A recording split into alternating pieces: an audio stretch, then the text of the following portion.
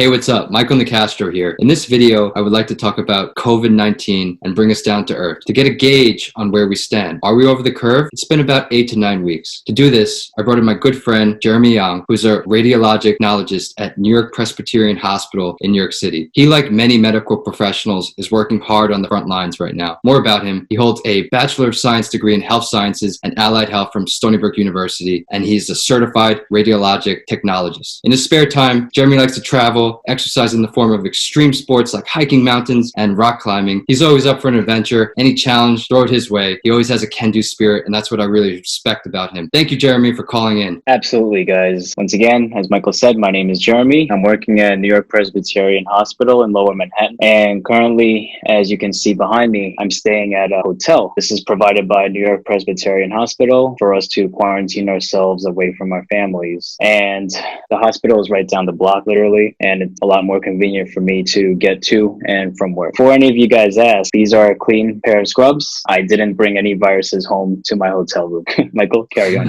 Thank you, Jeremy, for making that clear. It's really great that the hospital is providing this accommodation for you. So you and most of your colleagues are living. How does that work? I think a lot of my colleagues and a lot of staff from the hospital did take the hotel room because a lot of us, we don't want to be riding the public transportation late at night. Some of us get off work at midnight or 5 a.m. or 6 a.m. or whatever. It's bad enough that we have to come to work already and also to ride the subway where we might catch the virus as well, or, worst of all, bring it home to our families. So I think what the hospital is doing, I appreciate it a lot. Got you. Understood. Yeah, I think it's a great thing and really goes to show you that people are still working behind the scenes while someone like myself is at home safe and sound and all my needs are met. So thank you, Jeremy, and thank you all the medical professionals out there that are really working hard during this time. So Jeremy, I'm going to ask you a couple of questions to give the viewers a better idea from your perspective of how things are currently. And I know it is subjective and it varies from the different hospitals and from the different people involved. I just want to get your perspective. But before we start, is there anything else that you want to tell the viewers about yourself? I grew up in Brooklyn, been in New York City most of my life, and I've never seen it like this. And honestly, this situation is giving me a new perspective of not only the city, but the world in general, and how this really brings the best and the worst, unfortunately, out of us. But I think a majority of us, such as yourself and I, we're turning this situation into an opportunity for us to not only learn more about ourselves, but how to become better and prepare for what is to come when this is all over. Because everything is a shade of gray right now, and there's just too many questions. Everybody is still struggling to stay alive pretty much. But I think if we all stick together, that's probably the best way to come out of this in a positive light. I really like what you said, and just put in perspective, like it is a difficult situation, but we can look on the bright side because this will go away. Jumping into the set of questions. So you're a radiologic technologist. That is a long word. It's hard for me to say.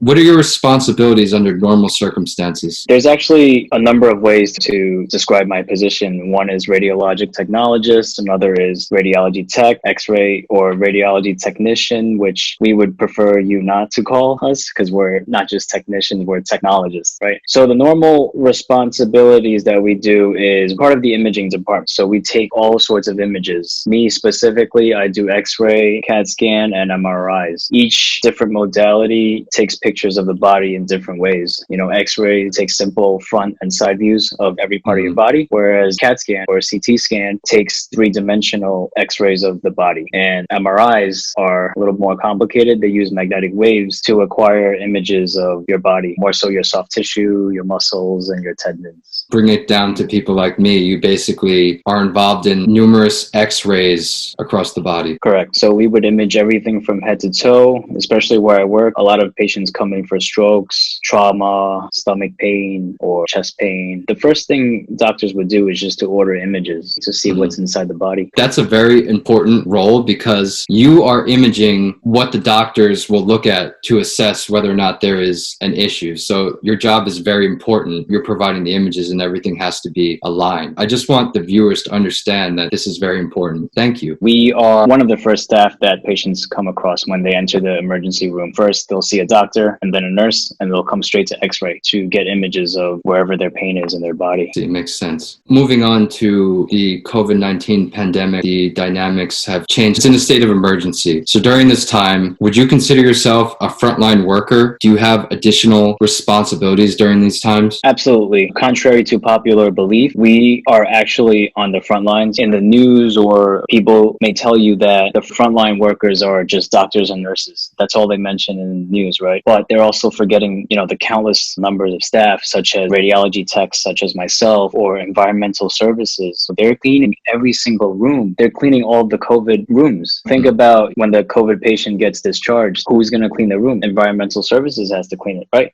But they're often overlooked, as we are. So I certainly consider myself a frontline worker. And, everyone in the hospital has extra responsibilities during this time. Before, we would just go to a patient or bring the patient to our room and simply just take an x-ray or take a CAT scan or an MRI. But now we have to dress up from head to toe. We have to wear masks, not only just a regular mask here, but also, and let's see if I have one here, an N95. Okay, so the N95 goes on first. So N95 means 95% of the outside air gets blocked from going inside your nose or your, that's what it means, I think. And then this mask goes over the N95. We also have to wear eye protection. I have goggles here or glass here, and I actually use a face shield because that is actually more effective. And then also a cap, to protect your hair. We're putting on a brand new set, everything. Cap, glasses, N95, mask, gloves, and the gown for every single patient. So for every single patient, whether it's COVID or not, because we don't even know who's a COVID patient or not nowadays. Everybody can be a COVID patient. I can be a COVID patient. You can be one too. We're just dressing up for every single person that comes in. So that actually doubles the amount of time it takes us to get the job done, basically. I think that's very important. And you put in perspective,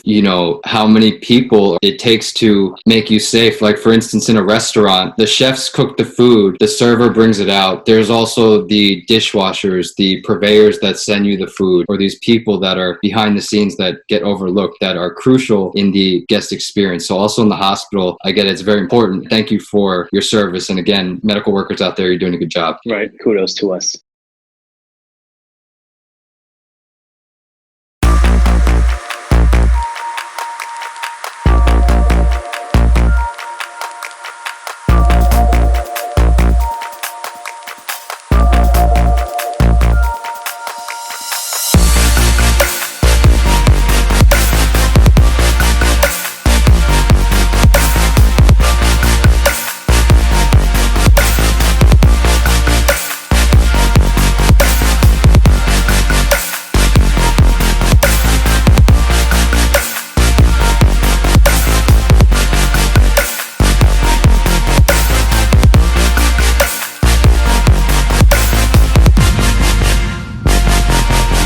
Thank you. So with that said, you're in the hospital, you're following these intense PPE protocol. What was the most shocking experience that you have witnessed recently? There's certainly a lot of shocking experiences. As you know, I just finished an interview earlier today, and they asked me the same question. There was just so much in my mind that I couldn't even think of one spot to tell you guys. But I will tell you one that I was actually writing an article about earlier this week. There's this elderly man that came in for facial trauma. He was not a COVID patient. He was not struggling to stay alive from COVID. He came in because he owns a newsstand nearby on, I think he said Canal and Worth Street, which is by City Hall area. And his face was full of blood. He was assaulted by either a homeless or mentally ill person that was coming by his newsstand. And what bothers me the most is, said earlier, this situation not only brings the best, but unfortunately the worst out of people. In this kind of situation, everyone is struggling to stay alive. And not everyone has those privileges of quarantining at home or working from home, whatever it may be. Fortunately, they have to resort to these sort of actions to stay alive. So he was assaulted, and the first thing that came to my mind is, why are you even working? Why are you at the newsstand at this time? And he simply said to me, because if I'm here, my customers will be here too. And wow, that stuck in my mind a lot. This happened 2 weeks ago, believe it or not, and I still remember that. That is a very deep story. Yeah, so this is not something unusual I see when I go to work, but during this time, they say hospitals should be reserved wards for COVID patients or anyone that's struggling with breathing treatments. But, you have these people coming in also in addition to the COVID patients. Don't forget people have other ailments too, which also need to be addressed and taken care of. It's a lot happening at the hospital right now. That's right. I think this is a really general statement that I would like to know. I think a lot of people are curious about. We've been quarantined, people like myself that are not on the front lines for 8 to 9 weeks. And you listening to the news, we really don't know if we're over the curve, as they say. They always say like we're over the curve. And I know everywhere is different. Every state is different. Every hospital, it seems a little bit different. But in your opinion, are you noticing any positive change in our fight against the virus? Absolutely. I mean, if you walk into the emergency room right now, you will certainly notice the difference between now and what it was a month ago. I mean, a month ago, it was scary. Like every single one of my colleagues were worried about contacting this virus. Some of my colleagues were sent home for 2 weeks or a few days or whatever it was. And the problem was the protocols keep changing every day. So it's like no one knows what's going on. No one knows how lethal this virus is. No one knows how it can be spread. One day they say it's airborne, meaning it can be transmitted through air. Like if you and me were standing right next to each other and we're not wearing masks, then we would both get it. One day they're saying that. Another day they're saying it's not airborne. It's only contact, meaning I would only get it if I touch you. And in addition to that, I'm sure you guys have heard about the shortage of PPE or personal protective equipment. Here's an N95 mask again. So on a normal circumstance, you're only supposed to wear this once and you're supposed to throw it out at the end of the use. So at one point they were giving us one of these in a paper bag. Okay, I don't know if I still have the paper bag. They put all of our initials on a paper bag with one mask and they expected us to use this for 2 weeks over and over again. Okay, so it's kind of like fighting a war without weapons that we need. That's what it felt like a month ago. And the next day they're telling us, okay, now you get one N95 mask per day. And now they're telling us that you can get as many as you want. Well, I wouldn't say as many as you want, but we have more than one per day. Okay, so that's certainly a good sign. We get a lot of donations, people bringing in boxes and boxes of masks and other sorts of PPE. So that's a good sign. And not only that, but as you guys read on the news, the number of discharges are going up and number of hospitalizations are going down. So that's certainly a good sign. But unfortunately, the number of positive cases are still going to go up because we are testing more people, which we should. And that number is only going to go up. And hopefully until then, the city remains quarantined as it is now until we reach, as Governor Andrew Cuomo says, a decrease in cases for, I think it's 2 weeks. And I would like to add that it's actually, a lot of people think that because we work in a hospital or we're working on the front lines that we know everything. We actually don't. And we get emails from our administration, but they're telling us like numbers and everything that you guys see on TV as well. But they're not really telling us what's really happening up on the ICU or the floors. We simply just go to work. We're told what we get during the day, like one of these. We do our job. But a lot of us ask a lot of questions, but they're not always answered. They don't know everything. To put in perspective, no one knows everything because this is a brand new virus, a pandemic. So everyone's learning. Your advice would be to just take necessary precautions because we don't have the exact methodology right now set in place. Is that correct? That is correct. And even up until today, we're still looking for a vaccine. A vaccine hasn't discovered yet. But then, like I said, I think there are less hospitalizations, meaning less people are coming in. That way, we're not overwhelmed like we were a month ago. I mean, a month ago, like I said, that if you walked into the emergency room, you will see people like less than 6 feet apart from each other. People are not wearing masks. People are just running around. And us, having to go up to these patients and do x-rays on them with one mask or whatever it is, So that was a pretty scary situation a month ago. I'm going to get a drink. Oh, God. Long day, brother. You sound better than any person on the news. I'm telling you. Really? I can be an anchor now, right? Or like those medical anchors like Dr. Fauci. Some like, yeah. You should put this on the video too, just like a blooper clip towards the end. You should do it. Me drinking my C4 and you telling me I'm better than Dr. Fauci. Yeah, I'll take actually shout out to Dr. Fauci. I'm just kidding, but yeah, yes, you're doing a good job. Dr. Fauci is the man. He is. Dr. Fauci is the man. Yes, he's the man. Yeah, he's the reason why we get unlimited N95 masks now. Yeah, good for us. Good for us. Good for us. All right, that's a good break. We just put in perspective from your viewpoint how the virus situation is currently, and we still have a fight to fight. But from this, I know you talked about that people are donating different supplies like masks and that sort of thing. Have you noticed any other acts of kindness that are worth noting? A lot. So many acts of kindness. I mean, I've seen more acts of kindness than acts of not kindness, I guess. So I didn't know what word to use for that. But like I said before, it brings out the best in people. I'm certainly seeing the best in people, in a lot of people. Fortunately, I didn't have to experience the worst in people yet. One of those acts of kindness, getting this hotel. I mean, that's a big thing. That's a big thing. Not even just for me. I'm single. I don't have kids. I'm not married, whatever. I do have a family at home, and I wouldn't want to be bringing the virus home for them. But for people that have kids and they live far away or whatever it is, this hotel really means a lot to them. I just feel like New York Presbyterian really treated us well in that aspect. And in addition to that, we're actually getting free meals every day, all day, every day. Various restaurants. Shout out to Dos Toros, Bear Burger, and Chinese restaurants around the area, because we're actually pretty close to Chinatown. So a lot of Chinese restaurants actually donated boxes and boxes of food to us. In fact, I'm going to show you guys an example.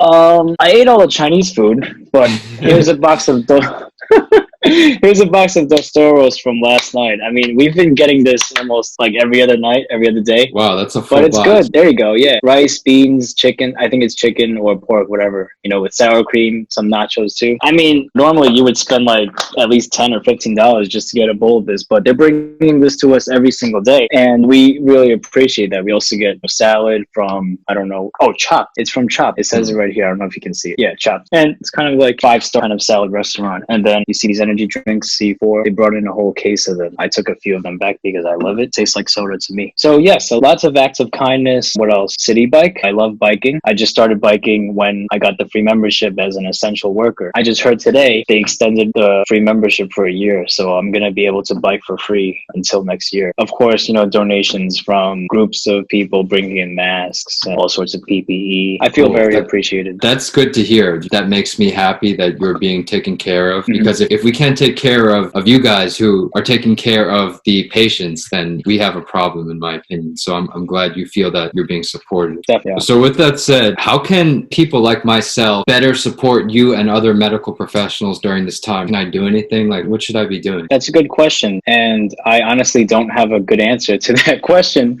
because, everyone is telling you guys on the news to stay home and whatnot, right? I'll be honest, I wouldn't be able to stay home. And I'm actually glad that I have to go outside to go to work because, as you said earlier, I'm a very active person. Before this was happening, I loved to go climbing, rock climbing, tennis, hiking, snowboarding, the list goes on and on and on, right? It would drive me crazy to stay home. I would actually just recommend everyone to try to live your life as normal as possible. I mean, you're not going outside 24/7, right? You're just going outside to get groceries and whatever. Like you're gonna miss out on like going to the movie theater or going on like a your restaurant online dates or like bowling alleys. To me, that's a small loss.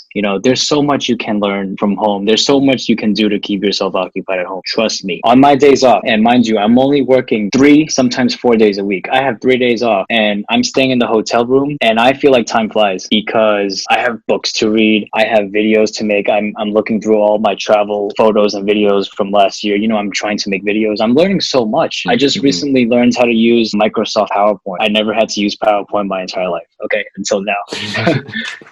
and also I recently learned how to use Zoom. This is actually my second or third time using Zoom, believe it or not. Also, all this virtual calling and interviewing and stuff, this is all new to me. And I'm learning every day. I'm learning about society, people as a whole. And I think everyone can do the same. Everyone can find their own comfort zone. I don't have to be outside. And what actually bothers me is I was watching the news earlier today and I see that a lot of people are going through domestic violence or abuse or whatever it is, or even like depression, mental illnesses. These, I hate to say it, but even if it wasn't for the quarantine, it was bound to happen eventually. This is a challenge for us to be able to work on communication with our loved ones, with ourselves, most importantly. And, just to realize that there are more serious things in life to worry about. A lot of people are getting depressed, staying at home, but people such as yourself and I are turning this into a positive opportunity. I recently picked up playing guitar. I started trying to learn how to play the guitar many years back and didn't go anywhere because I got busy, but now I picked it up again and I'm actually playing a lot better than I thought I would. That's great. I'm happy that you're looking on the bright side of things. I mean, granted, you're still working and you're using your off time effectively and learning new things, like challenging your mind. I think that's really important because a lot of us people like myself, like I work in a restaurant and now I'm not working in a restaurant. So it's a big shift for some people without this structure in place to focus on other things and learning different things. So I think what you said is very inspiring. And I'm happy you're learning how to do PowerPoint, but I'm sure 99% of the audience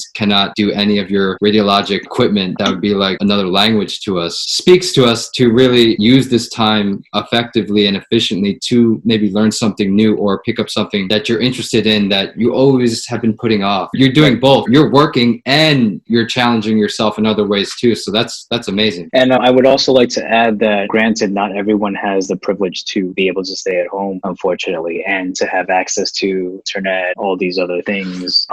Some people are actually struggling just to get themselves fed or to pay for rent, for example, and all that. And, I really wouldn't know how to give those people advice, unfortunately, because fortunately, I've never had to think about or worry about that in my situation. The best thing really is to just stay as far away from people as you can and keep to yourself. I agree with Jeremy. Like, my heart goes out to the people that are actually sick and your family members, your loved ones that are actually sick right now dealing with this virus. Like, I can't imagine how it feels, and my heart goes out to you. I guess I'm speaking more to the people that this hasn't really affected you personally, but we've all been affected in a way. Still very difficult for me to emphasize with someone that has been sick or has a family member or loved one. So I want to say my condolences to those people. And so many people have passed away. So that's another thing worth mentioning, that this is a serious matter. So we're not just saying that you should just like go home and play video games and learn the guitar and bake cookies all day like I do. You should really be grateful that you have the opportunity and that you're safe and your family's safe. And if you have food and if you could pay rent, you should be very grateful. Certainly, most certainly. And, these are things that a majority of us, myself included, that we have taken for granted. A lot of us don't really understand how lucky we are to have a roof over our heads or dinner on the table ready for us. Most of us don't really appreciate that. Next time, you think about stuff. I mean, even now, I hope people would really appreciate, having these basic essentials of life. Yeah, absolutely. Like not worrying about the barista that put the wrong milk in your cappuccino. Like now that's not really important, just to throw an example out there. This is bringing us back to family and what's important, like you said. Just to wrap up, from your perspective, how can we best stay safe? I know social distancing, not going out so much. From your perspective, what would you advise us? For a lot of people, I'm sure, who want to stay fit or try to stay fit, I would recommend you can certainly go out for a jog on a nice day, go out for a walk. If you're in the city, you're going to have to try to stay away from the populated areas. I mean, I go biking. I've been going biking. I'm guilty of that. I really am. However, when I go out, I'm not biking right next to someone. I'm not biking less than 6 feet away from someone. I'm biking far away. I always wear my N95 when I go out. I carry hand sanitizer. I wipe down the bicycle, the handles and the seats before I ride, before and after. And I think everyone should do the same. So it's more of like just being more cautious about how you interact with surfaces or try not to interact with people at all if you don't have to. Just being aware of safety measures like wearing a mask or using hand sanitizer or washing your hands immediately after you enter your door and wiping down everything. These are things that you should just do now, right? You should do now, yes. And I don't think enough people are actually following these guidelines. I'm guilty of that before, before this whole pandemic. I'm not the cleanest person. I think you're cleaner than me, Michael. But now, I have a antimicrobial spray, which my parents bought for $18, and I told them not to buy it for me because I have my own spray that the hospital gave me, So you should carry this whenever you go outside. I mean, you should spray this the moment you get home. Spray your shoes, spray your clothes, or take your clothes off the moment you get home. Take a shower, wash your hair the moment you get home, That's what I do now. You're wearing gloves or I have an elevator right here, right? So instead of touching it with my fingers, I use my elbow to touch the elevators when I press the floors. And also, one thing to add is your phone is actually the dirtiest thing that you carry when you go out. So always wipe your phone down, especially your case. When I come back from work or wherever I'm at, I always take the case off. I leave the case on my table because that case, you don't know where it touched. When I'm at work, I put it on the table. There you go. Contamination. Everything's contamination. Always wipe down your screen, wipe down any part of your phone that you touch. That's a really good tip. It's a major key right there. Thank you, Jeremy. So yeah, thank you for your talk. I think the main thing, like you mentioned earlier, is that the information out there is constantly changing, constantly evolving. We're learning new things each day. So different measures, different procedures may be implemented later on. But for right now, these are some things that you can implement to prevent the virus or any other. So I really appreciate you taking the time time to come on this call and talk to me and really share your thoughts on the virus, the pandemic from your perspective. I think you offered a lot of value, and I really respect you, your moral standard, your integrity as a person. You know, I've known you for a long time now, approaching almost 10 years, and you're a great person. So thank you for helping these people during this time. It's great that you're coming out and sharing your message. Absolutely. I mean, I love to share my experiences with you or the public. You know, I just feel like it's very important for people to know what's going on, what to do, what not to do at this time. So absolutely. And I also want to mention that this is a very stressful time for all of us, and a lot of people are depressed and they don't have necessarily the right support group to talk to. So I encourage you to really reach out and talk to your friend, talk to a loved one, talk to someone that can hear you out and be that support group to help you get through this tough time. So reach out to me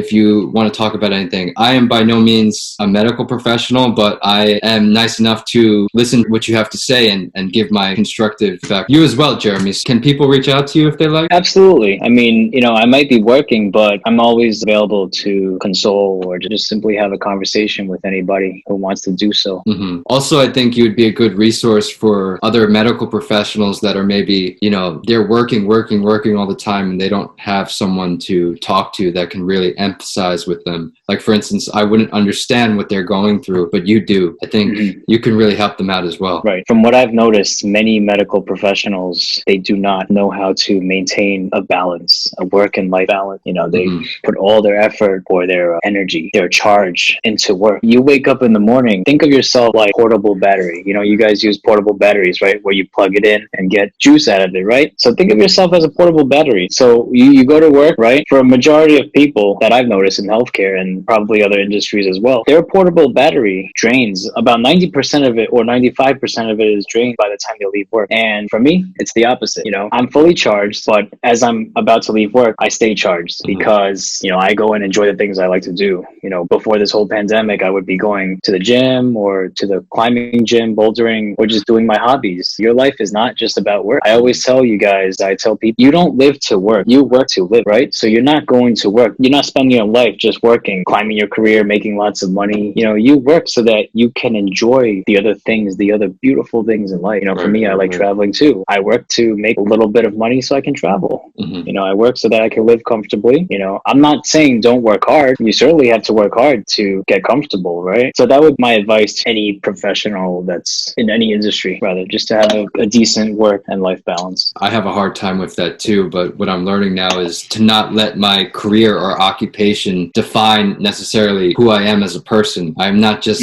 a restaurant professional. I like other things too besides food and beverage. So I think that's a really major key for everyone in every industry. I'm going to put Jeremy's contact information, his Instagram and his YouTube account. He is very musically talented. He's very athletic, and he also shows some really fun things up there. So go subscribe to his YouTube channel. Follow him on IG. He's here to help you if you need anything. He's a good resource to have. He's been my friend for over 10 years. You don't really find friends that you've been friends with for 10 years. At least now I can't even count on my hand. So he's one in a million. He's here to help you. I'm here to help you. My phone just went off. Jeremy, do you have anything else to say before you eat your burrito bowl?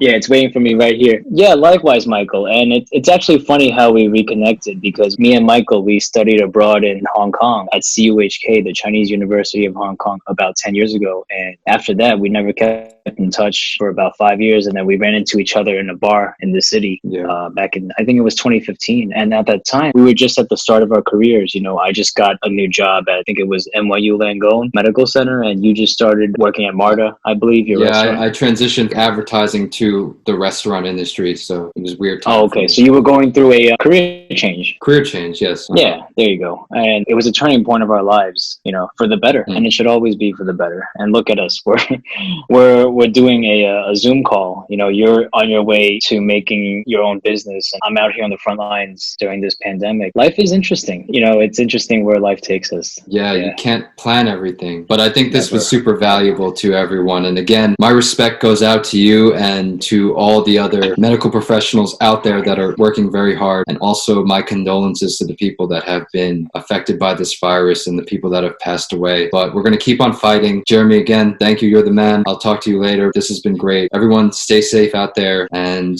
yeah. Absolutely. Thank you for interviewing me, Michael. Sounds good. Thank you, Jeremy. Take care, everyone. Stay All safe. right. Take care.